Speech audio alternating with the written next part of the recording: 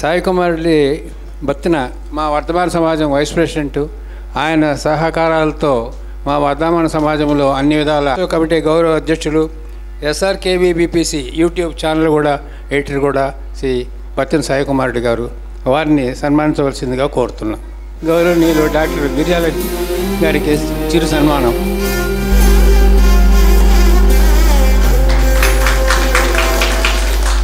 రవీంద్రనాథ్ ఠాగూర్ జయంతి సభను వ్యవస్థాపక పోషకులుగా 75వ సంవత్సరం నుంచి ఇప్పటి వరకు కూడా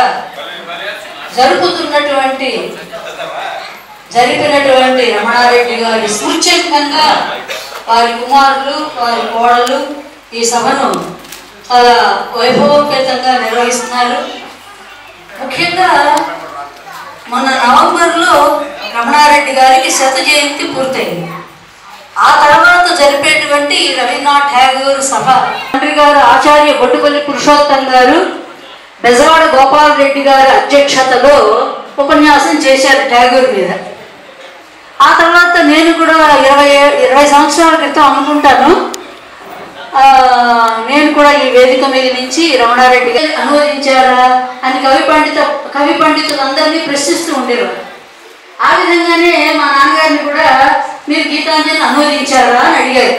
అంటే ఆ రోజు ఇప్పటికి దాదాపుగా 50 పైన అనువాదాలు వచ్చాయి గీతాంజలికి. చలంగారి దగ్గర నుంచి పెద్ద పెద్ద వాళ్ళంతా, ఆదిపూడి సోమనాథరావు గారు, బొమ్మగంటి సింగరాచార్యులు గారు, ఎందరో ప్రముఖులు గీతాంజలిని అనువదించారు. ఆ రోజుల్లో గీతాంజలిని అనువాదం చేయడం అంటే అదొక ప్రెస్టీజియస్గా, ఒక ప్రతిష్టాత్మకమైనటువంటి విషయంగా భావన చేస్తూ ఉండేవాళ్ళు. సరే, నేను కూడా వెన్నెలగంటి రామచంద్రరావు గారిని మన విఆర్ కళాశాలలో ఆంగ్ల ప్రొఫెసర్గా ఉన్నటువంటి వారి అధ్యక్షతలో నేను కూడా ఠాగూర్ గురించి మాట్లాడాను.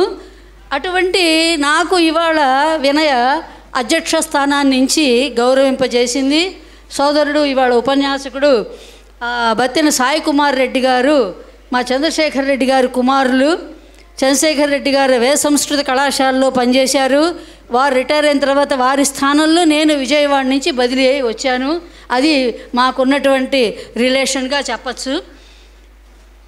ఈ రమణారెడ్డి గారు వారి వ్యక్తిత్వం చాలా గొప్పది. ఆయన సుప్రసిద్ధ న్యాయవాదే కాదు, గొప్ప కవి పండిత పోషకులు. ఎంతోమంది నాబోటి వర్ధమాన ఉపన్యాసకుల్ని ప్రోత్సహించి మమ్మల్ని ప్రశంసించి, ఈ ఠాగూర్ సభనే కాదు, వారు ఏ సభలోకి వచ్చి కూర్చున్నా నా ఉపన్యాసంలో చాలా బాగా చెప్పావమ్మా అంటూ ఇంకా ముందుకు నడిపించేటువంటి ఒక మంచి సుగుణం కలిగినటువంటి వ్యక్తి రమణారెడ్డి గారు. ఈ అధ్యక్షుల తొలి పలుకులుగా నేను ఎక్కువ సమయం తీసుకోను, ఎందుకంటే ఇప్పటికే కాలం చాలా జరిగిపోతుంది కాబట్టి. ముఖ్యంగా నేను రవీంద్రనాథ్ ఠాగూర్ యొక్క కవిత్వ తత్వాన్ని గురించి 4 మాటలు చెప్పి ముగిస్తాను.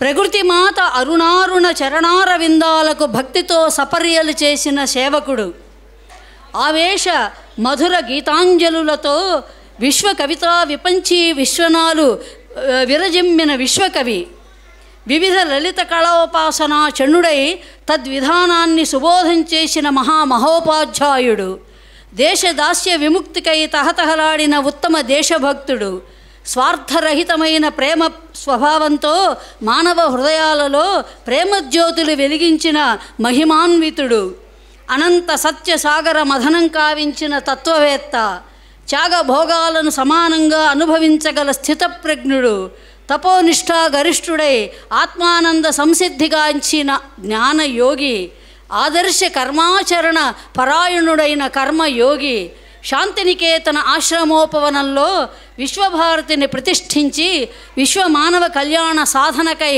ఆత్మనంకితం కావించిన పుణ్యమూర్తి గురుదేవులు రవీంద్రనాథ్ ఠాగూర్ గారు. ఆ రోజుల్లో రాజా రామ్మోహన్ రాయ్ ఒక పక్కన హిందూ మతాన్ని పునరుద్ధరించడానికి ఉద్యమం నడుపుతూ ఉన్నాడు. మరో పక్క బంకించంద్ర చటర్జీ సారస్వతోద్యమం జరుపుతూ ఉన్నాడు. ఇంకొక వైపు జాతీయోద్యమం అవుతూ ఉన్నది. ఈ 3 ఉద్యమాల యొక్క ప్రభావం ఆ రోజుల్లో ఠాగూర్ మీద పడింది. ఆయన ఒక్కటే నిర్ణయించుకున్నారు, మానవత్వమే మతము అనేటువంటిది ఠాగూర్ యొక్క సిద్ధాంతంగా మనం చెప్పచ్చు. ఏకేశ్వరోపాసన, నిరాకార సగుణ బ్రహ్మారాధన ఇవన్నీ కూడా రవీంద్రనాథ్ ఠాగూర్కి అనుసరణీయమైన విషయాలు. ఠాగూర్ అనగానే మనందరికీ గీతాంజలి కావ్యం ఒక్కటే గుర్తుకొస్తోంది కదా, ఎందుకంటే అది నోబెల్ బహుమానాన్ని అందుకున్నది. ఇందాక కూడా చిన్నారులు చక్కగా wear the mind is without fear అనేటువంటి దాన్ని, ఎవరి మనస్సు ఉన్నత శిరమో అంటే ఎవరి యొక్క ఇప్పుడు ఈ గీతం ఇప్పుడున్నటువంటి భారతదేశ పరిస్థితులకు చాలా బాగా అన్వయిస్తుంది. ఎందుకంటే ఒక పక్కన దాయాది దేశం మన మీద దాడులు జరుపుతూ ఉంటే మన మనస్సు మన శిరస్సు అన్నీ కూడా ఉన్నతం కావాలి, మనం వాటన్నిటినీ ధైర్యంగా ఎదుర్కోవాలి. అటువంటి ఒక భారతీయత భావం మనలో రావాలి. అలాంటివి రావాలంటే గీతాంజలిని చదవాలి. గీతాంజలిలో ఉండేటువంటి గీతికలను మనం బాగా అన్వయించుకోవాలి. నిజానికి 20 ఏళ్ల వయసు నుంచే ఎన్నో గీతాలు అల్లారు ఠాగూర్. ఎన్నో గద్యపద్య ఖండికలు రాశారు. వసంతోత్సవం, శారదోత్సవం, ఋతు సంహారం మొదలైన గేయ నాటికలు రాశారు. గీతాంజలి మాత్రమే చాలామందికి తెలుసు, కానీ ఆయన గేయనాటిక రచయిత, గీతికా రచయిత, అలాగే నవలలు రాశారు, కథలు రాశారు, కథానికలు రాశారు. చాలామందికి తెలిసే ఉంటుంది. గోరా అనేటువంటి నవల ఠాగూర్ గారిది, ఆ తెలుగులో కూడా అనూదితమైంది.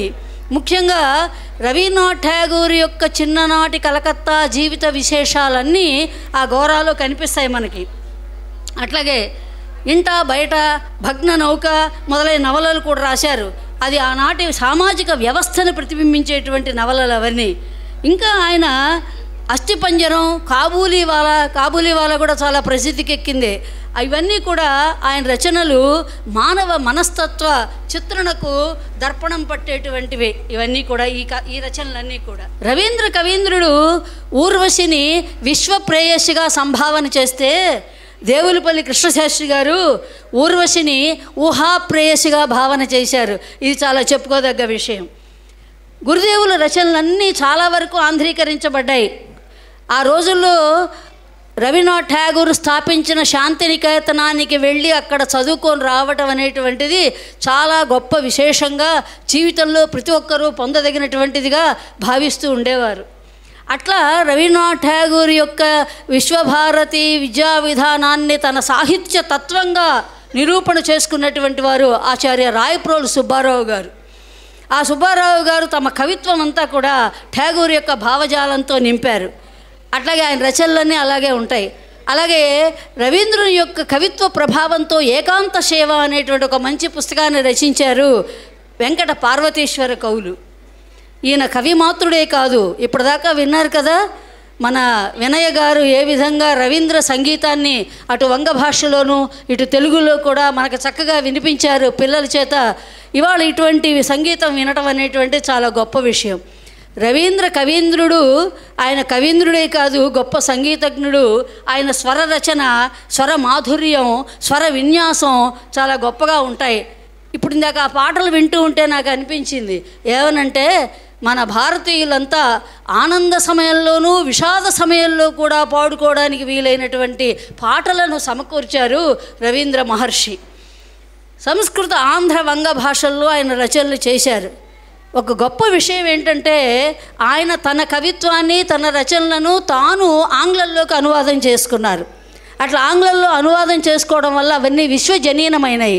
అందుకే ఆయన విశ్వకవి అనేటువంటి బిరుదాన్ని కూడా పొందారు.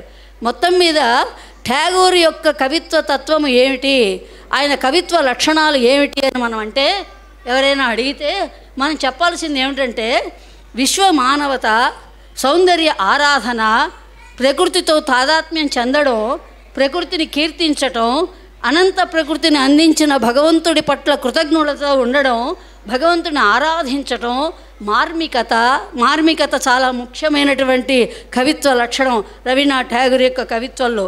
ఇటువంటి రమ్యమైన ఆలోచన, రమ్యమైనటువంటి జీవనం కలిగినటువంటి రవీంద్ర కవీంద్రుని గురించి ఈ విధంగా స్మరించుకోవడం, రమణారెడ్డి గారిని కూడా ఈ విధంగా మనం స్మరించుకోవడం మనందరికీ కూడా అనుసరణీయం, ఆనందదాయకం.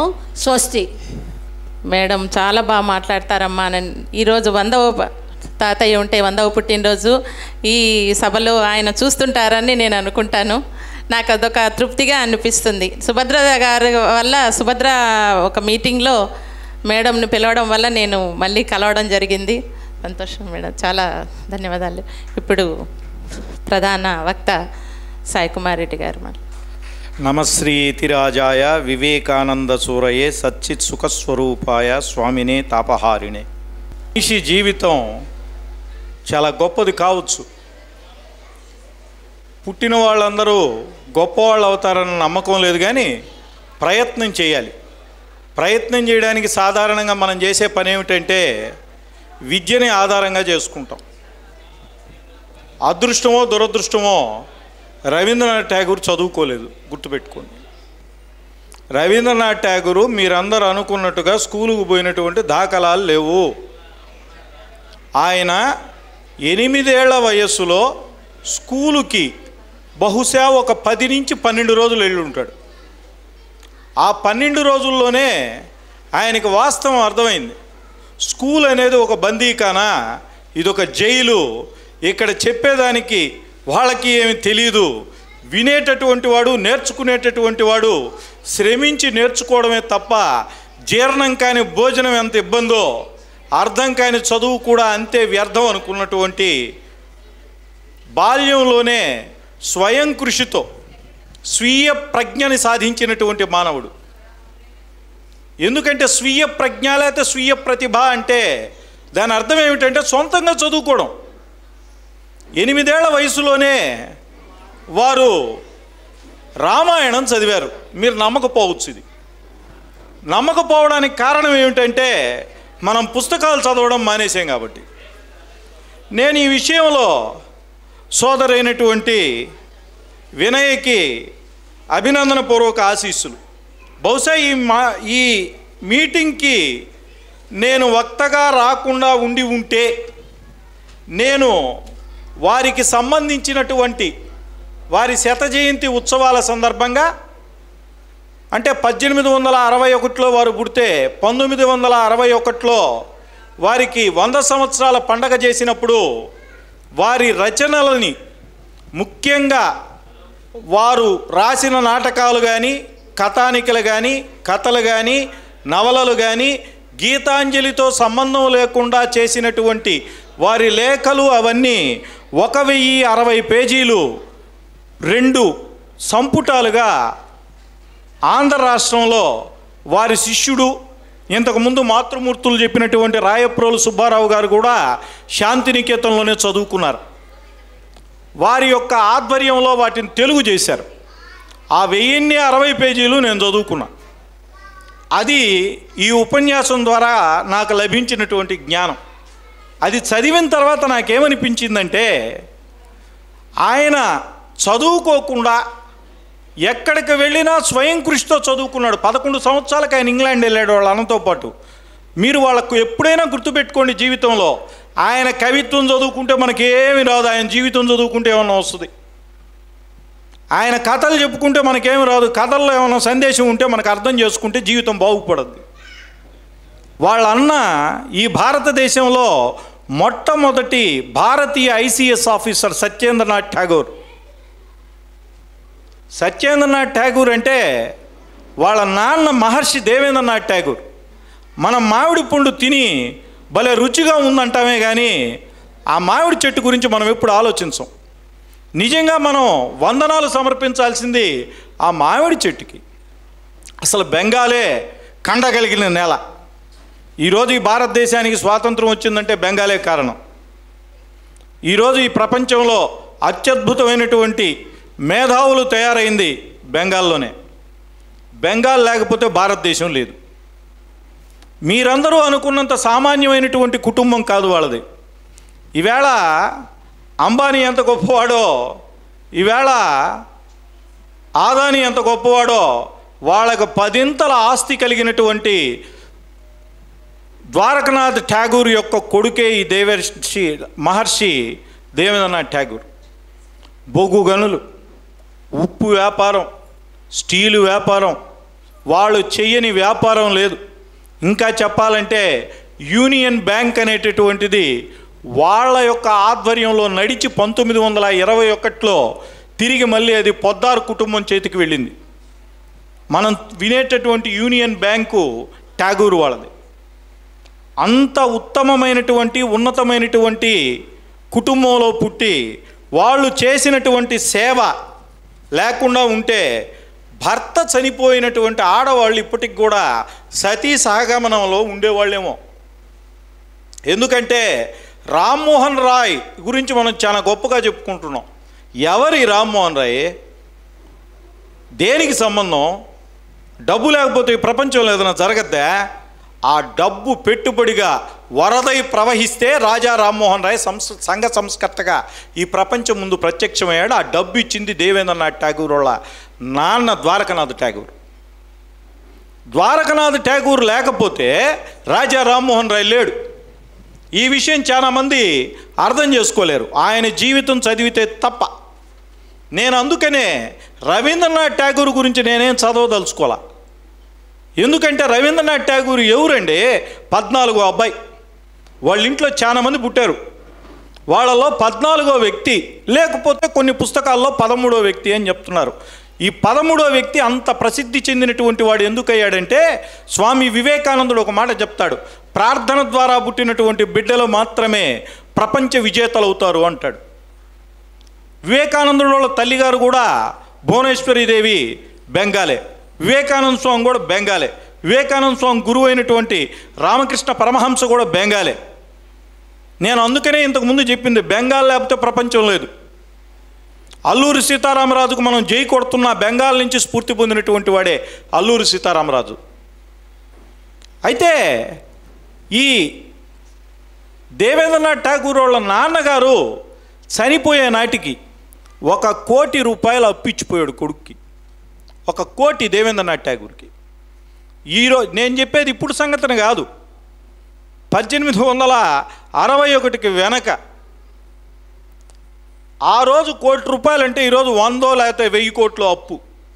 ఆ 1000 కోట్ల అప్పుని దేవేంద్రనాథ్ ఠాగూర్ అంటే రవీంద్రనాథ్ ఠాగూర్ వాళ్ళ నాన్న 9 సంవత్సరాల్లో నీతి నిజాయితీగా అప్పు తీర్చాడు. ఆయన స్నేహితులు, ఆయనకున్నటువంటి బంధువులు వీళ్ళందరూ ఆయనకి సలహా ఇచ్చారు దేవేంద్రనాథ్ ఠాగూర్కి. మనకి 2 చట్టాలు ఉన్నాయి, ఒకటి బినామీ చట్టం ఉంది, ఒకటి దివాళా చట్టం ఉంది. ఈ 2 చట్టాలని అమలు చేసి నువ్వు తప్పించుకోవాయా అన్నారు. అప్పుడు ఆయన అన్నాడు, మా తలలు పోయినా పర్వాలేదు, తరతరాల నుంచి తెచ్చుకున్నటువంటి మా యొక్క సంస్కారం మాత్రం పోకూడదు అంటూ అక్కడ ఉన్నటువంటి అప్పు ఇచ్చిన వాళ్ళందరూ కూర్చొని ఉంటే ఆయన ఆస్తులన్నీ వాళ్ళకి అందించి ఆ ప్రక్రియలో ఆయన చేతిలో ఒక వజ్రపు ఉంగరం ఉండింది వేలుకి, అది మర్చిపోయాడు. ఆయన లేచి ఇది కూడా దాంట్లో ఇవ్వవలసినటువంటి ఆస్తే అని ఆ ఉంగరాన్ని ఇచ్చాడు. అటువంటి ఆయన కొడుకు రవీంద్రనాథ్ ఠాగూర్. సామాన్యుల ఇళ్లల్లో సామాన్యులే పుడతారు. అసామాన్యమైనటువంటి వ్యక్తిత్వం, అసామాన్యమైనటువంటి సంస్కృతి, అఖండమైనటువంటి ధైర్యం, అమూల్యమైనటువంటి వ్యక్తిత్వం కలిగినటువంటి వాళ్ళ ఇళ్లలోనే భగవంతుడు ఏరుకుంటూ వచ్చి అద్భుతమైన వ్యక్తులను పెడతాడు. ఊరికిరే అందరి ఇళ్లలో గొప్పవాళ్ళు, డబ్బు ఉన్నోళ్ళు చాలా ఇళ్లలో ఉంటారు, డబ్బు చాలామంది కూడా సంపాదిస్తారు. కానీ వ్యక్తిత్వాన్ని వికసింపజేసుకునేటటువంటి అద్భుతమైనటువంటి మనుషులు, తరతరాలకి తరగనటువంటి వెలుగునిచ్చేటటువంటి అద్భుతమైన మానవులు అప్పుడప్పుడు జన్మిస్తుంటారు. అందుకనే భర్తృహరి చెప్తాడు, పరివర్తిని సంసారే మృతః కోవాన జాయతి ఏన జాతేన యాతి వంశ సమున్నితం సయేవ జాత అంటాడు. అరే బాబు, తిరిగేటటువంటి ప్రపంచంలో, చావు పుట్టుక అనేటటువంటి ప్రపంచంలో ఎవడు పుట్టడరా, ఎవడు చావడు. చచ్చినవాడు పుడుతున్నాడు, పుట్టినవాడు చస్తున్నాడు. అయితే ఎవడైతే వాడి కుటుంబానికి, వాడి వంశానికి, వాడి దేశానికి, వాడి సమాజానికి పేరు ప్రఖ్యాతులు తెస్తాడో, తరతరాలకు తరగనటువంటి వెలుగై నిలుస్తాడో వాడే పుట్టినవాడు, మిగతా వాళ్ళందరూ పుట్టినవాళ్ళు కాదన్నాడు భర్తృహరి. బెంగాలీ భాషలో ఉంటే జాగ్రత్తగా నేర్చుకున్నాడు. రవీంద్రనాథ్ ఠాగూర్ చెడిపోయాడా? మరి 100 సంవత్సరాలు గడుస్తున్నా కూడా రవీంద్రనాథ్ ఠాగూర్ను గుర్తుపెట్టుకొని ఉంది కదా సమాజం. ఏమి మే నెల సెలవులు, ఆ చాణక్యుని యొక్క నీతి శ్లోకాలు ఎక్కడ దొరుకుతాయో తెలిసి చదివితే మన పిల్లకాయలు నీతిమంతులు అవుతారు కదా అంటే అది ప్రమాదం. నీతిమంతులు కాకూడదు. నీతిమంతులు అయితే గబక్కని పేరు ప్రఖ్యాతులు వస్తాయి, రాకూడదు. ఓ చంద్రబాబు నాయుడు తయారు కావాలి, జగన్మోహన్ రెడ్డి తయారు కావాలి. దేనికండి? దేనికి? ఒక రవీంద్రనాథ్ ఠాగూర్ మాత్రం తయారు కాకూడదు. గబక్కని రవీంద్రనాథ్ ఠాగూర్ అయిపోతే మన పేరు ప్రఖ్యాతులు గొప్ప అయిపోతుందా? అవి గొప్ప అయిపోతే ఎట్లా? కాకూడదు. రవీంద్రనాథ్ ఠాగూర్ జీవితం ఎందుకు చదవాలి? ఆయన ఇది అర్థం చేసుకొని చిలక కథ చెప్పాడు. ఓ చిలక, ఆయన చెప్పిందేనండి, నేను చెప్పింది కాదు. ఓ చిలక ఓ రాజుగారి తోటలో ఎగరుతూ ఉంది. అది రాజుగారితో ముద్దుగా మాట్లాడుతూ ఉంది. కానీ మాట్లాడి టక్కన ఎగిరిపోతుంది. అరే దీన్ని ఎడ్యుకేట్ చేయాలనుకున్నాడు ఆయన. దీనికి సంస్కారం లేదు, నేను చెప్పింది చెప్తుంది కానీ దీనికి సంస్కారం లేదు, దీన్ని ఎడ్యుకేట్ చేయాలని చెప్పి మంత్రిని పిలిచాడు. మంత్రి గారు దీన్ని ఎడ్యుకేట్ చేయండి, దీనికి చదువు చెప్పించండి అన్నాడు. ఆ మంత్రి రాజుగారి మేనలుడికి చెప్పాడు, అయ్యా మీ మామ ఈ విధంగా చెప్పాడు, చిలక్కంట చదువు చెప్పించు అన్నాడు. చిలక్కి చదువు చెప్పించాలి కదా, దానికి వివేకము విద్య రెండు అబ్బాలంటే ముందు ఏం చేయాలి? ఒక దగ్గర కూర్చోబెట్టాలని బంగారంతో ఒక పంజరం చేశారు. బంగారంతో ఒక పంజరం చేసి చిలకని తీసుకుపోయి దాంట్లో పెట్టారు. ఆ రోజుల్లో బెంగాలీలో గొప్ప పండితులు ఎవరైనా ఉంటే వాళ్ళని పిలిచాడు. ఇది కథే. పిలిచి చదువు చెప్పమన్నారు. దేనికి? చిలక్కి చదువు రాజుగారు చెప్పారు. రాజుగారి మేనలుడు నిశ్చయించుకున్నాడు. 1,00,000 వరహాలు ఖర్చు పెట్టారు. ఫస్ట్ అయ్యవారు ఏం చెప్పారంటే, రాగానే పండితుడు పుస్తకాలు లేవు ఇక్కడ, పుస్తకాలు కావాలన్నాడు. గుట్టలు తెచ్చి పుస్తకాలు పోసేసారు. రోజు పాఠం చెప్తున్నారు. అది తన స్వేచ్ఛను కోల్పోయి, తన స్వేచ్ఛ ఆలోచనని కోల్పోయి, స్వేచ్ఛ హృదయాన్ని కోల్పోయి ఏం చేయాలో దిక్కుతోచక పంజరంలో బిక్కుమంటా ఉంది. దానికి వచ్చిన చదువు కూడా పోయింది. రాజుగారు ఒకరోజు చెప్పాడు, నేను వస్తున్నాను పరిశీలించడానికి అన్నాడు. రాజుగారితో పాటు మంది మార్బలం అంతా వచ్చేసింది. వచ్చిన తర్వాత అక్కడ వచ్చినోడు ఎవరు చిలకన గురించి పట్టించుకోవడంలా. ఇప్పుడు మన స్కూల్స్ కూడా అంతే కదా, లైబ్రరీ బాగుందా, కంప్యూటర్ బాగుందా, ఫిజిక్స్ ల్యాబ్ బాగుందా, ఏదో ఒకటో క్లాస్ వాడికి ఫిజిక్స్ ల్యాబ్ బాగుందా, కెమిస్ట్రీ ల్యాబ్ బాగుందా, వాడికి 1,50,000 కట్టామా లేదా, అయ్యోరు సూపరా తోపా కత్తె తురుమా ఏముండదు, అంత డూప్ షాట్ అంతే. ఆ రోజు ఆడ కూడా ఆ యొక్క పంజరాన్ని చూసి అందరూ మాట్లాడుకుంటున్నారు, ఈ పంజరం చేసినోడు ఎవరు, అబ్బా భలే చేశాడు, అబ్బా బంగారం భలే ఉంది, 24 క్యారెట్సా 22 క్యారెట్సా 18 రాగి ఎక్కువ కలిసిందా, ఇలా మాట్లాడుకుంటూ ఉన్నారు. రాజుగారు శబ్దాలు చేసుకుంటూ వచ్చారు హడావిడిగా. చిలక సగం చచ్చిపోయింది ఈ శబ్దాలకి, హడావిడికి, గందరగోళానికి. ఇలా ఒక 10 రోజులు 15 రోజులు అయిన తర్వాత, ఏరా అల్లుడు అయిపోయిందా చదువు అన్నాడు. అయిపోయింది మామ, ఎడ్యుకేట్ అయిపోయింది అన్నాడు. సరే తీసుకురారా చిలకని అన్నాడు. పంజరంలో నుంచి చిలకని తీసుకొని వచ్చారు. చిలకని తీసుకొని, ఏమిరా అది మాట్లాడడం లేదు అన్నాడు. అది మాట్లాడలేదు అన్నాడు. ఏమిరా అది పలకరించడం లేదన్నా, అది పలకదు అన్నాడు. ఏందిరా దానికి పొట్ట ఎక్కువగా ఉంది అన్నాడు. ఎడ్యుకేషన్ ఉంది, దాంట్లో జ్ఞానం ఉంది అన్నాడు. ఇంతకీ ఏందిరా నువ్వు చెప్పేది అన్నాడు. చచ్చిపోయింది మావా చిలక అని చెప్పాడు. ఈవేళ ఉన్నటువంటి చదువు కూడా ఇదే. మనకి ఈరోజు చిన్మయ మిషన్ స్థాపించినటువంటి స్వామి చిన్మయానంద పుట్టినరోజు తెలీదు. 38 సంవత్సరాలకే ఆంధ్ర రాష్ట్రానికి, అంటే ఉభయ ఆంధ్రాకి, ఆంధ్రప్రదేశ్కి 38 సంవత్సరాలకే ముఖ్యమంత్రి అయినటువంటి దామోదరం సంజీవయ్య మనకు తెలియదు. దామోదరం సంజీవయ్య గారు డబ్బులు తినేశాడని చెప్పి నెహ్రూ గారు ఒక కమిషన్ని పంపించారు. కర్నూలు దగ్గర వాళ్ళ ఊరు, కర్నూలు దగ్గరికి వాళ్ళ ఊరు కమిషన్ పోయింది. కమిషన్ పోయిన తర్వాత అక్కడ అడిగారు, అయ్యా ఇక్కడ దామోదరం సంజీవయ్య గారి ఇల్లు ఎక్కడ అని. ఒక ఇల్లు చూపించారు. పూరి గుడిసె, మట్టి గోడలు, ఉరుస్తున్నటువంటి సూర్యుడు వచ్చి ఎండబడుతున్నటువంటి ఇల్లు అది. ఆ ఇంట్లో ఒక వంట చేసుకుంటా ఉంది. అడిగారు, అమ్మా ఇది దామోదరం సంజీవయ్య గారి ఇల్లేనా అని. అవునయ్యా అన్నది. మీ అబ్బాయి ఎవరో తెలుసా అమ్మా అన్నారు. ఎవరయ్యా అన్నది. ఆ తల్లి, ముసలి తల్లి, అమ్మా మీ అబ్బాయి ఈ ఆంధ్ర రాష్ట్రానికి ముఖ్యమంత్రి అమ్మా, యాక్సిడెంట్లో చనిపోయాడు ఆయన, మహానుభావుడు, భూ సంస్కరణలకు ఆయనే కారణం. అంటే మనం ఏం చేయాలనుకుంటున్నాం పిల్లల్ని అంటే ఏం చేయాలో తెలియకుండా ఫిజిక్స్ మ్యాథ్స్ రచ్చ రావిడి, వాడికి 6వ క్లాస్ వాడికి 1.5 లక్ష ఇచ్చి వాడేమి 6వ క్లాస్ వాడికి 5వ క్లాస్ వాడికి ఫిజిక్స్ E=mc² అర్థం అవుద్దా? ఇదంతా నటన అన్నాడు. నేను కాదయ్యా, నేను కాదండి చెప్పేది, మాతృమూర్తులు కోప్పడబాకండి, నేను కాదు, నాకేం సంబంధం లేదు. ఇదంతా కూడా 1060 పేజీల్లో ఉండేటటువంటి విషయాల యొక్క సంక్షిప్తత సంగ్రహమే తప్ప మరొకటి కాదు. ఆయన ఇంకా చాలా రాశారు. అందులో చండాలిక అనేటటువంటి ఒక నాటకం రాశాడు ఆయన. చండాలిక అనేటటువంటి నాటకం, ఆ నాటకం రాస్తే ఆ నాటకంలో పాత్రలకు కూడా భలే పేర్లు పెట్టాడు ఆయన. ఒకటి ఆనందుడు, రెండోది ప్రకృతి, మూడోది మాయ. అంటే ఈ ప్రపంచంలో ఆనందం నీకు రావాలంటే ప్రకృతితో నువ్వు తాదాత్మ్యం చెందితే నువ్వు మాయ నుంచి విడుదలవుతావు అనేటటువంటిది ఆ కథలో బుద్ధుని పురాణంలో ఉన్నటువంటి ఒక కథను ఆధారంగా చేసుకొని చెప్పాడు. అయితే మీరు అనొచ్చు, 11 ఏళ్ల వయసులో వాళ్ళ నాన్నతో పాటు హిమాలయాలకు వెళ్ళాడు. అసలు తండ్రి ఎలా పెంచాలి కొడుకుని అనేటటువంటిది, కొడుకును కావచ్చు కూతురును కావచ్చు, అదొక పెద్ద అంశం ఈ ప్రపంచంలో. ఎందుకంటే తండ్రి ఎలా ఉండాలంటే దేవేంద్రనాథ్ ఠాగూర్ లాగా ఉండాలి.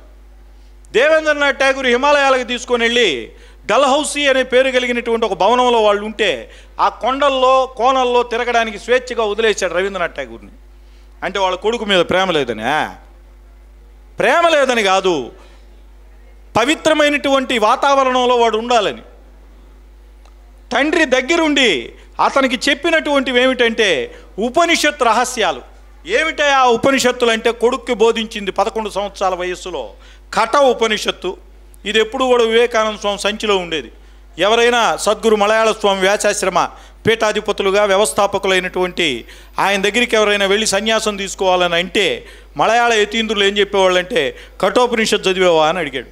నచికేతుడికి యముకుడికి జరిగినటువంటి సంవాదం మనం అవి చదవం, వాటితో మనకు అనవసరం.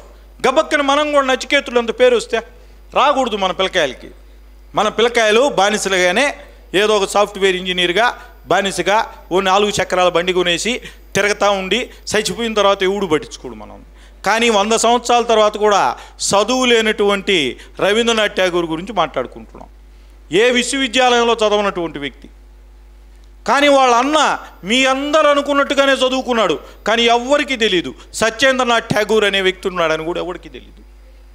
రవీంద్రనాథ్ ఠాగూర్ 14వ సంతానమో 13వ సంతానమో అయితే దాని ముందున్న వాళ్ళు ఎవరికి తెలియదు. మరి అలా జీవించాలా? ఎలా జీవించాలి? మరి ఈ ప్రక్రియలో మీకు ఒక చిన్న విషయాన్ని నేను మీకు చెప్తాను. అది ఎవరి కవిత్వమో మీరు చెప్పగలిగితే చాలా అద్భుతం. ఒక పుష్పాన్ని ఒక వ్యక్తికి ఇచ్చారు. ఇస్తే ఆయన ఆ పుష్పాన్ని తీసుకొని కొన్ని మాటలు రాశాడు. ఏమనంటే, విశ్వమాత తన హస్తాన్ని ఆ చిన్నారి శ్వేత కుసుమాల మీద ఉంచినట్లు ఆ దృశ్యం కనపడింది. ఈ అరణ్యాలలో ఈ పరిమళాన్ని ఎవరు ఆస్వాదిస్తారు? దాని సౌందర్యాన్ని ఎవరు దర్శిస్తారు? అయినప్పటికీ ఆ సర్వాంతర్యామి ఎంతో జాగ్రత్తతో ప్రేమతో ఆ తీగలను సువాసనలతో కరుణించి హిమబిందువులతో మృదువుగా అలంకరించాడు కదా. ఇదే ఆ సర్వేశ్వరుని నిత్య దయానురాగాలు నా హృదయంలో రగులు కొల్పింది. ఓ భగవంతుడా, ఈ చిన్న పువ్వు మీదనే ఇంతటి కారుణ్యాన్ని కురిపించినావు, ఇక నా మీద ఎంత కురిపిస్తావో కదా. ఎవరు చెప్పుంటారు ఈ మాటలు? మీరు రవీంద్రనాథ్ ఠాగూర్ అనుకుంటారు, కాదు, వాళ్ళ నాయన దేవేంద్రనాథ్ ఠాగూర్. ఆయన ఆత్మకథలో విషయాలు. రవీంద్రనాథ్ ఠాగూర్ ఎట్ట గొప్పవాడు అవుతాడండి? ఎందుకు గొప్పవాడు అవుతాడు? వాళ్ళ నాయన గొప్పోడైతే రవీంద్రనాథ్ ఠాగూర్ గొప్పోడు అవుతాడు. వాళ్ళ తాత గొప్పోడైతే రవీంద్రనాథ్ ఠాగూర్ గొప్పోడు అవుతాడు. వాళ్ళు ఎంత గొప్పవాళ్ళు అంటే వాళ్ళ కుటుంబం. రవీంద్రనాథ్ ఠాగూర్ వాళ్ళ నాన్న ఓ రోజు 1,00,000 రూపాయలు ఒక అందుల పాఠశాలకు ఇవ్వడానికి వెళ్ళాడు. వాళ్ళ అందుల పాఠశాల వాళ్ళు ఏమన్నారంటే, రవీంద్రనాథ్ ఠాగూర్ కూడా ఉన్నాడు. అందుల పాఠశాల వాళ్ళు ఎందుకండి మాకు లక్షిస్తున్నారు అన్నాడు. అయ్యా, మా నాన్నగారు ఈ లోకాన్ని విడిచిపెట్టి వెళ్ళేటప్పుడు నాకు ఓ విషయం చెప్పాడు. అరే పలాని అందుల పాఠశాలకి మనం 1,00,000 రూపాయలు ఇస్తామని చెప్పాంరా, కానీ నేను వెళ్ళిపోతున్నాను అన్నాడు. కానీ నేను మాత్రం ఆ మాట మర్చిపోలేదు. ఆ మాట మర్చిపోతే మా నాన్నని మర్చిపోయినట్టే అన్నాడు దేవేంద్రనాథ్ ఠాగూర్. మరి అట్లాంటి ఆయన కొడుకు రవీంద్రనాథ్ ఠాగూరు గొప్పోడు కాకుండా ఎందుకు అవుతాడు? అంటే మనము వ్యక్తిత్వాన్ని సంపాదించుకుంటే మనం అద్భుతమైనటువంటి వ్యక్తులుగా మన కుటుంబంలో రాణిస్తారు. దీనికి ఒకటే మార్గం, జీవిత చరిత్రలు చదువుకోవడం, జీవిత చరిత్రలు చదవడం. రవీంద్రనాథ్ ఠాగూర్ జీవిత చరిత్ర చదవాలి, వాళ్ళ నాన్న దేవేంద్రనాథ్ ఠాగూర్ జీవిత చరిత్ర చదవాలి, వాళ్ళ నాన్న ద్వారకానాథ్ ఠాగూర్ జీవిత చరిత్ర చదవాలి, అరవింద్ ఘోష్ జీవిత చరిత్ర చదవాలి, ఆంధ్రకేసరి టంగుటూరి ప్రకాశం పంతుల జీవిత చరిత్ర చదవాలి. బాగా ఊగిపోయి జనాన్ని చెడగొట్టి చివరికి రమణ మహర్షి పాదాల చెంతకు చేరినటువంటి చలం జీవిత చరిత్ర చదవాలి. తప్పేం కాదు. మన పిల్లల్ని గొప్పవాళ్ళని చెయ్యాలి అంటే ఊరికినే పాఠాలు చెప్పినంత మాత్రం మీద దానివల్ల ఏం కాదు, మార్కుల వల్ల ఏమవుతుందండి? ఏం కాదు. కానీ రిమార్కులు లేనటువంటి జీవితాన్ని మనం పొందాలి అంటే అద్భుతమైనటువంటి మానవుల యొక్క జీవితాల్ని మన పిల్లల చేత చదివించగలగాలి. పిల్లవాడికి ఏం అర్థం కాదనేటటువంటి మాట ఒకటి మాట్లాడుతుంటారు. 8 ఏళ్ళకి ఆయనకి ఏమర్థమైందని చెప్పారు. ఒకరోజు ఆయన మిద్దిపైకి పోయే తెలికే రవీంద్రనాథ్ ఠాగూర్ వాళ్ళ అన్న సత్యేంద్రనాథ్ ఠాగూరు అంటే ICS ఆఫీసర్ అయినటువంటి వ్యక్తి మేఘ సందేశం పుస్తకం చదువుకుంటున్నాడు. అప్పుడు ఆయన ఈ రవీంద్రనాథ్ ఠాగూర్ వయసు 8 ఏళ్ళు కావచ్చు, లేకపోతే ఇంకా చిన్నవాడు కూడా కావచ్చు. ఇతను కూడా ఏం చేశాయంటే అక్కడ ఉన్నటువంటి ఆయన చెప్పిన విషయమే, ఈ 1060 పేజీల్లో ఉన్న విషయమే చెప్తున్నా. ఆయన అక్కడే ఉన్నటువంటి ఒక బొమ్మల పుస్తకాన్ని తీసుకొని ఆయన చెప్పాడు, ఇప్పటికి కూడా నాకు గుర్తుంది. ఆ బొమ్మల పుస్తకంలో ఏమి రాసి ఉందో నాకు తెలియదు, ఆ బొమ్మల్ని నేను ఏమి రాస్తే బాగుంటుందో ఊహించుకున్నాను అన్నాడు. మరి అటువంటి ఊహాత్మకమైనటువంటి శక్తి, ఆలోచనాత్మకమైనటువంటి శక్తి ఎలా రావాలి? సృజనాత్మకమైనటువంటి శక్తి మన బిడ్డల్లో ఎలా కలగాలి అంటే రవీంద్రనాథ్ ఠాగూర్ యొక్క జీవితాన్ని చదవకపోతే వాళ్ళ నాన్న ఎలా పెంచాడో మనకు తెలియదు. హిమాలయాలకు పోయేటటువంటి ప్రక్రియలో జరిగినటువంటి విషయాన్ని ముచ్చటించి నేను ఈ సభని నా వంతు నేను ముగిస్తాను. 11 ఏళ్ల వయసులో వాళ్ళ నాన్న ఇతనికి ఉపనయనం చేశాడు. బ్రాహ్మణ కుటుంబం, చాలామంది చెప్తుంటారు వాళ్ళు కొవ్వెక్కి బ్రాహ్మణులు ఈ దేశాన్ని మోసం చేశారు, ఈ దేశాన్ని నాశనం చేశారని. వాళ్ళ ముందు తగలబెట్టేయాలి వాళ్ళని, అట్లా మాట్లాడే వాళ్ళని. ఎవడురా రవీంద్రనాథ్ ఠాగూరా? మీ నాయన రాశాడా? నువ్వు రాయి, నువ్వు దేరా బహుమతే? ఎవరో చెప్తుంటారు కదా మేము పెద్ద తోపులు తురుములనే, తేకూడదైతే నోబులు బహుమతే. ఆయన తెచ్చిన తర్వాత ఎవరు తేలేదు కదా. వేరే వేరే రంగాల్లో వస్తే వచ్చి ఉండొచ్చు, కానీ లిటరేచర్లో ఇప్పుడు దాకా రాలేదా? మరి ఎందుకు రాలేదు అంటే రవీంద్రనాథ్ ఠాగూర్ బ్రాహ్మణుడు, దాన్ని దాచిపెడతారు. అంటే బ్రాహ్మణులు అంటే దుర్మార్గులు. నేను రెడ్డిరే, నాకు అక్షరాభ్యాసం చేసింది అమృతమ్మ బ్రాహ్మణు, నేను చెడిపోయాం మేము. మా కుటుంబానికి ఉద్యోగం ఇప్పించి సెల్ల చొక్కా వేసుకుని ఇస్త్రీ చొక్కా ఇస్త్రీ ప్యాంట్ వేసుకునే దానికి కారణం ఉడాలి సుబ్రహ్మణ్య శాస్త్రి గారు. ఏమి మేము రెడ్ల మమ్మల్ని నేను తరిమేయలేదైనా, శూద్రులు లేనటువంటి మమ్మల్ని సీట్ ఇచ్చి కూర్చోబెట్టి మా నాయనకి ఉద్యోగం ఇచ్చి నాకు చదువు చెప్పుకునేదానికి కావాల్సిన ఆర్థిక శక్తిని ఇచ్చాడు. ఈయన కూడా బ్రాహ్మణుడే. మనం చాలామందిని అనుకుంటుంటాం గాంధీ గారు అని. గాంధీ గారికి ఈయనకి చాలా విషయాల్లో పడదు. గాంధీ గారు ఏం చెప్తారు? పూర్తిగా భారతీయతగా ఉండాలంటాడు. ఈయనేమంటా అంటే భారతీయతతో ఉండండి, కానీ సాంకేతిక పరిజ్ఞానాన్ని, శాస్త్ర పరిజ్ఞానాన్ని పాశ్చాత్య దేశాల నుంచి స్వీకరించి ఈ దేశానికి ఉపయోగపడేటట్టుగా తయారు కావాలి అని చెప్పినటువంటి వ్యక్తి మహానుభావుడైనటువంటి ఈయన. ఎక్కడ దీనికి ఇంత శక్తి అంటే హిమాలయాలకు పోయేటటువంటి ప్రక్రియలో 11 ఏళ్ల వయసులోనే వాళ్ళ నాన్న కొన్నటువంటి భూమే శాంతినికేతన్. అక్కడ ఆడుకున్నాడు. బోల్పూర్ అనేటటువంటి ప్రాంతమే ఈవేళ శాంతినికేతనం.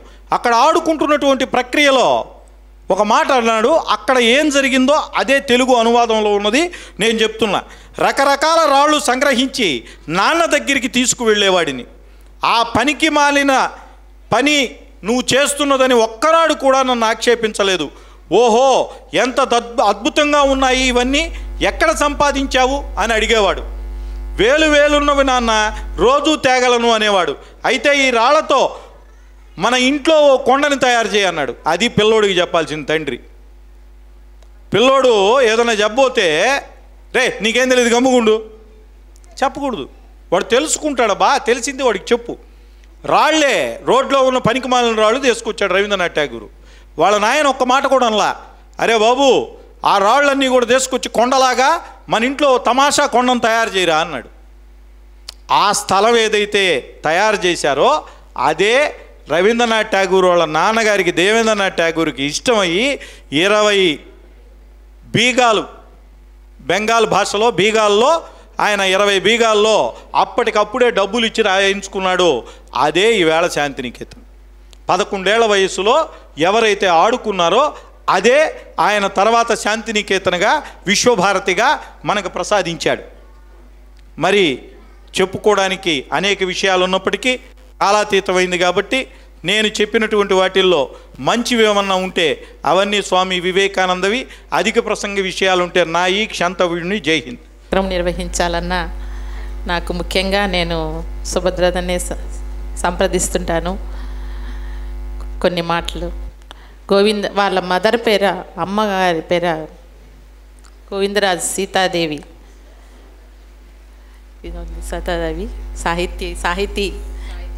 సాహితీ వేదికను స్థాపించి అమ్మకు గుర్తుగా ఎన్నో కార్యక్రమాలు నిర్వహిస్తున్నప్పుడు సంగీత కార్యక్రమాలను కూడా నన్ను ఆహ్వానిస్తూ ఉంటారు.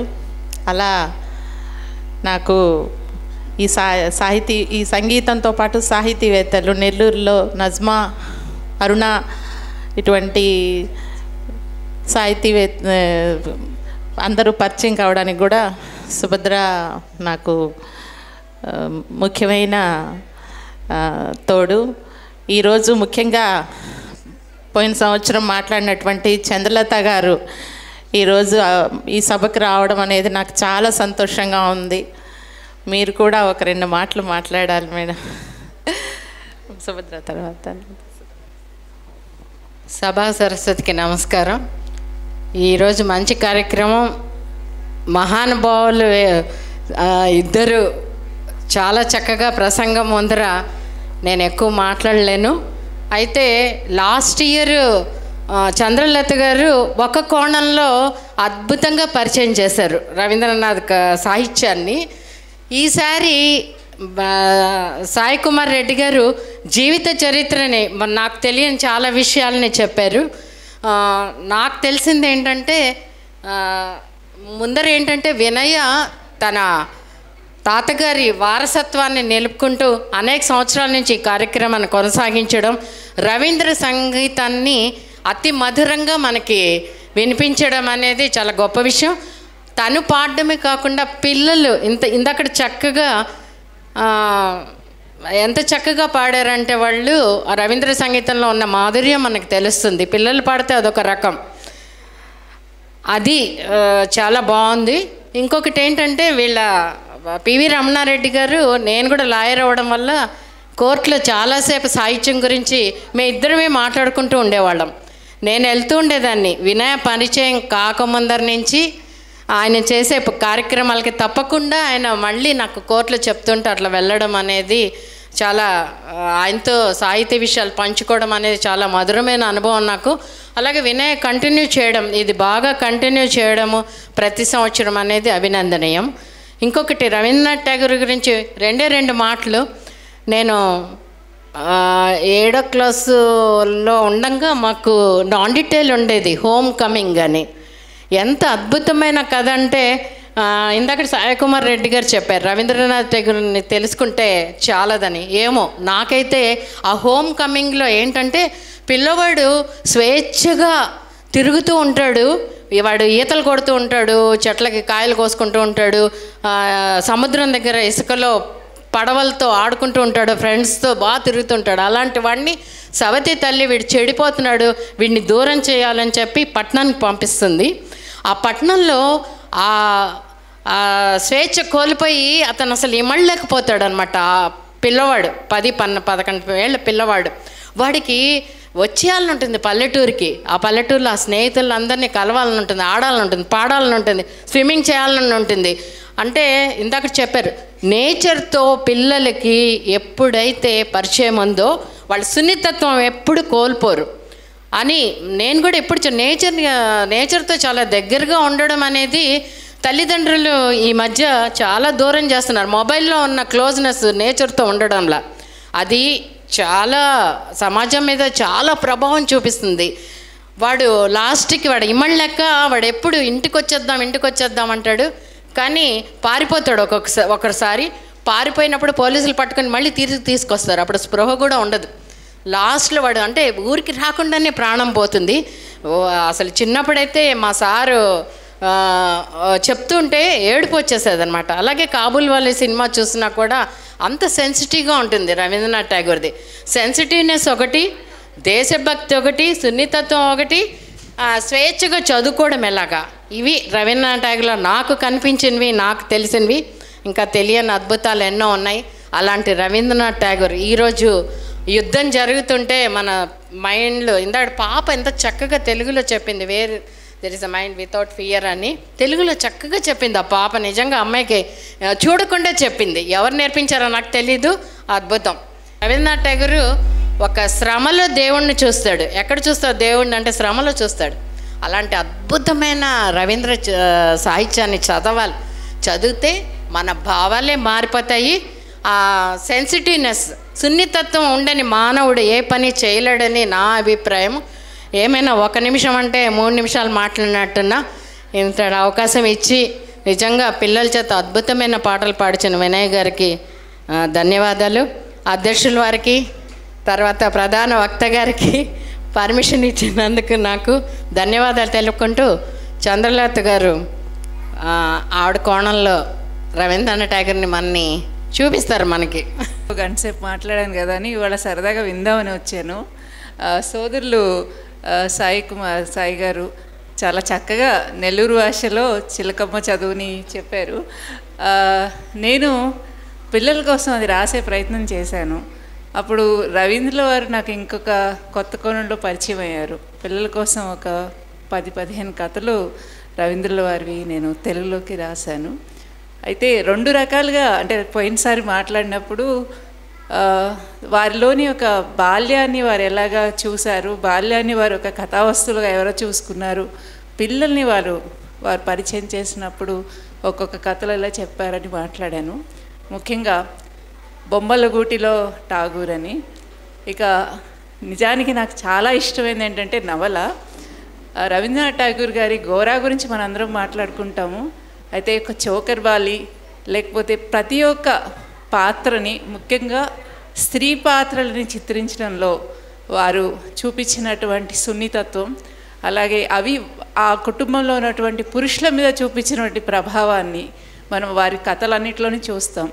అందుకనే మన అందరం ఎంతో ఇష్టపడే బెంగాలీ నవలాకారుడు శరత్ ఏమంటారంటే, ఠాగూర్ రాసిన నవళ్ళు మాకు అర్థం కావు, ఆయన చాలా మార్మికత ఉంది, చాలా మీద డిఫరెంట్గా ఉన్నాయి అని అంటే, ఆయన నవలాకారులకి నవలాకారుడు. ఒక చోకర్ బాలి లేదా ఇందాక ప్రస్తావించిన ఇంటా బయట అంటే గరే బహర్ లేదా నౌక, భగ్న నౌక అని తెలుగులో పేరు అనుకుంటాం, తెలుగులో నేను ఇంగ్లీష్లో బ్రోకెన్ నెస్ట్.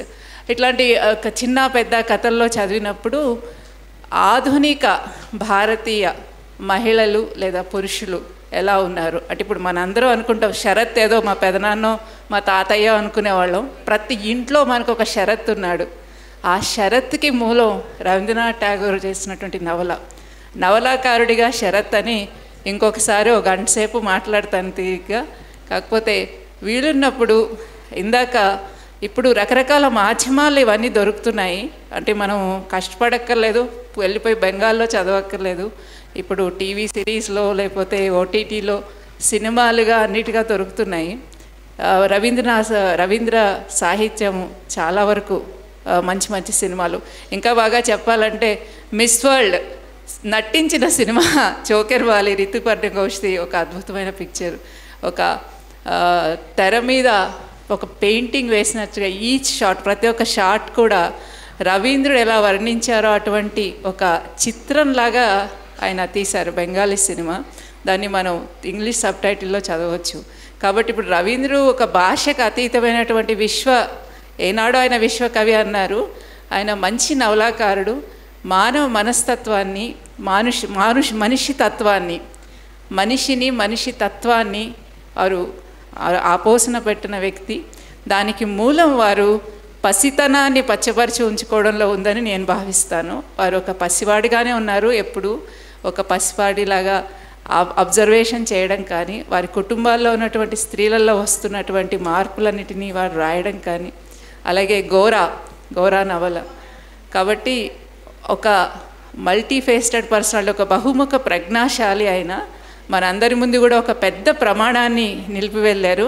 ఇందాక సోదరులు అన్నట్టుగా నోబెల్ బహుమతి ఆయన తెచ్చుకోలేదు, వారికి ఇచ్చి గౌరవించుకుంది ఈ సమాజం. అలాంటి గౌరవం పొందాల్సినటువంటి వ్యక్తులుగా ఆయన ఉన్నత ప్రమాణాన్ని మన ముందు నింపి వెళ్ళారు. అది వారి గురించి అర్థం చేసుకోవడంలో, దాన్ని అన్వయించుకోవడంలో మనం చేయాల్సిన ప్రయాణం చాలా ఉంది. పిల్లలు చాలా చక్కటి ప్రదర్శన చేశారు, అందుకు వారి గురువు గారైన వినయ గారికి ధన్యవాదాలు. నేను లాస్ట్ ఇయర్ వినయ పాడితే విన్నాం, ఈసారి వాళ్ళ పిల్లలతో, అంటే వారి గొంతు ఇప్పుడు 10 గొంతులుగా వినపడింది. అందుకు మా స్నేహితురాలు వినయకి ప్రత్యేక ప్రశంసలు. అంటే వాళ్ళు చాలా చక్కగా, ఎస్పెషల్లీ ఏక్లాచాలో నేను చాలా ఎంజాయ్ చేశాను. థ్యాంక్ యూ వెరీ మచ్ వినయ, అండ్ వన్స్ అగైన్ అండ్ వేదిక మీద ఉన్న పెద్దలందరికీ ధన్యవాదాలు. నమస్తే. మీరు మాట్లాడిన తర్వాత కంప్లీట్ అయింది సభ, పరిపూర్ణత వచ్చింది. మంచి సంగీతాన్ని అందించిన పిల్లలకి, వచ్చిన కవులు, రచయితలు అందరూ కూడా చాలా ఆనందించినట్టే అనిపించింది. మంచి విషయాలు తెలుసుకున్నందుకు మీకు, తర్వాత మీడియా ప్రతినిధులకి, వీళ్ళందరికీ కూడా, తర్వాత మజ్జిగ ప్రభాకర్ రెడ్డి గారికి చిన్న ఇబ్బంది వచ్చి వెళ్ళిపోయారు, ఆయనకి, అతిథులందరికీ కూడా వినయ తరఫున ధన్యవాదాలు తెలుపుకుంటూ ఈ కార్యక్రమాన్ని చాలా చక్కగా ఆస్వాదించిన అందరికీ మరొకసారి ధన్యవాదాలు.